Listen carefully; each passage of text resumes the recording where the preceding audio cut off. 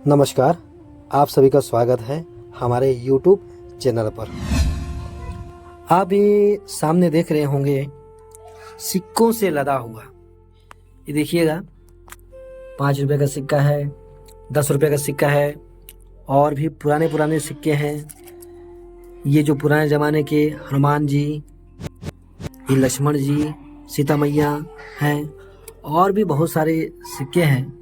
जैसे ये पुराने समय के क्या क्या हैं नहीं पता मुझे, अठन्नी चवन्नी जो भी है ये सब चीज़ लगा हुआ है।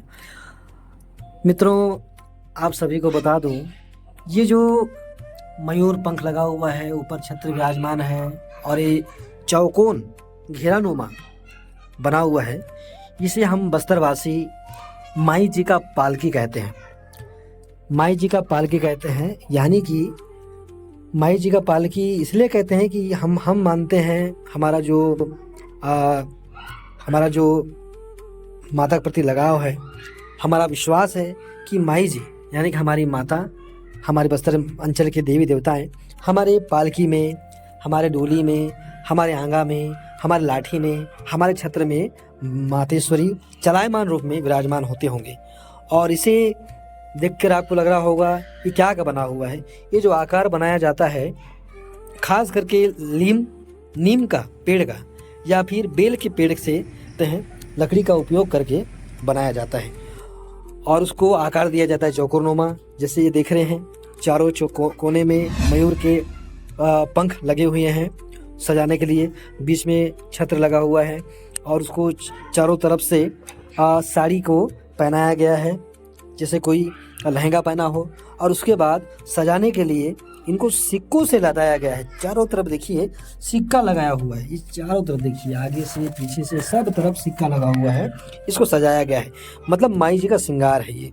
पहले के जो आपके कॉइन्स हैं, पहले के जो सिक्के हैं, उनको आभूषणों के रूप में माई जी को पहनाया गया है।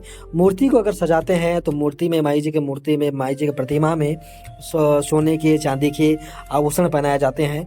लेकिन जब पालकी या डोली का बात आता है, जब उनके माई जी का जो चलायमान स्वरूप है उनका बात आता है, तब वहाँ पे हम चांदी के सिक्के, चांदी के छत्र और जितना भी कॉइन्स हैं यानी कि सिक्के हैं, उनको भी आभूषण के रूप में पहना जाता है। अब आप बोलेंगे इसके अंदर में क्या रहता है? ये जो चार कोने पूरा लकड़ी का नहीं है, इसके अंदर जो बीच में है ना, वहाँ पे जगह है। जगह क्यों है कि जगह में हम लोग वहाँ पे माई जी के जो बीच में जगह रहता है, जो इस जो बीच में है उसमें जगह है, उस जगह में एक घोड़ा और एक घोड़ी, एक नर और एक मादा, अंदर में पीतल धातु से बना हुआ घोड़ा और घोड़ी रखते हैं, यानी कि अश्व, जो हम लोग हिंदी में, शुद्ध हिंदी में अश्व बोलते हैं और हमारे हिंदी भाषा में घोड़ा बोलते हैं, हमारे भाषा में भी घोड़ा बोलते हैं।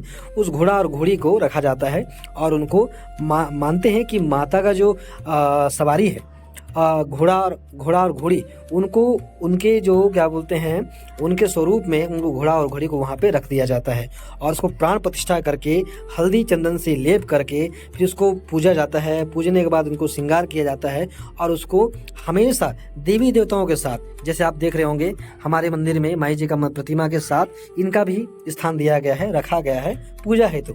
अगर हम लोग इसको पूजा करते हैं कि जब भी हम कहीं जाते हैं, जैसे कोई बड़ा कार्यक्रम होता है, तो माई जी का छत्र के साथ माई जी का पालकी भी जाता है और विधि विधान से इनका स्वागत किया जाता है, विधि विधान से पूजा किया जाता है।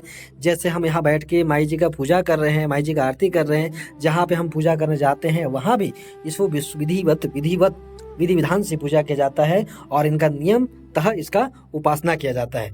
माना जाता है यह कि, और मान्यता यह है कि माता का जितना पूजा करने से जो हमको आशीर्वाद मिलता है, उतना ही आशीर्वाद इस माई जी के पालकी को पूजा करने से आशीर्वाद प्राप्त होता है और मनोकामना पूर्ति होती है। दोस्तों, आने वाले समय में इसका पूरा संपूर्ण जानकारी मैं आपको अच्छे से दूंगा। पालकी के बारे में, इसी के बारे में, डोली के बारे में, आंगा के बारे में, छत्र के बारे में, लाट के बारे में, बैराग के बारे में और बस्तर अंचल के देवी देवताओं के बारे में आगे बात करेंगे। ठीक है, तब तक के लिए जय माता दी। हमारे वीडियो को पूरा देखिएगा और शेयर कीजिएगा और आपको और कोई भी जानकारी होगा तो आप कमेंट में हमें ज़रूर बताइएगा। और हाँ, चैनल को सब्सक्राइब करने के लिए मत भूलिए। जय माता दी।